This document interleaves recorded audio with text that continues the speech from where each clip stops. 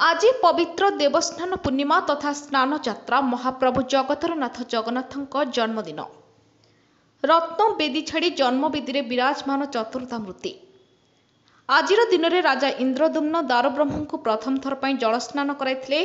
तेणु आजिर दिन में समग्र विश्व में जगन्नाथ मंदिर गुड़िक देवस्नान पूर्णिमा महासमारोह पालन करा बेले आज कोटपाड़ स्थित जगन्नाथ मंदिर में स्नान मंडप में वेदध्वनि पूर्वक 108 कलसी जल श्रीजीव मानू स्नान करा। स्नान पर स्नान मंडप में चतुर्था मूर्ति गजानन भेषरे भक्तों को दर्शन देते।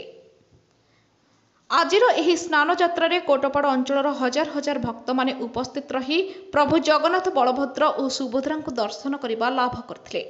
जय जगन्नाथ। यह आमर स्नान यात्रा घोष यात्रार पूर्व प्रस्तुति यात्रा।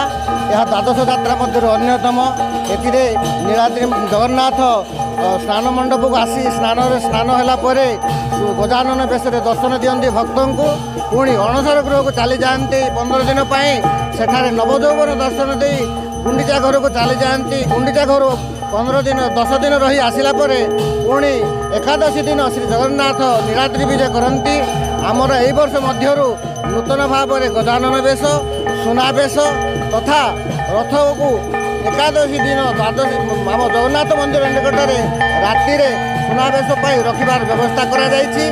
द्वादशी दिन प्रातः श्री जगन्नाथ बलभद्र सुभद्रा सुदर्शन को आम पहंडी पूर्वक नीलाद्रि होम विजय कर नीलाद्रि विजय कराइबू एवं यथाशक्ति यही घोष यात्रा को समापन करने को आम चेष्टा करूँ।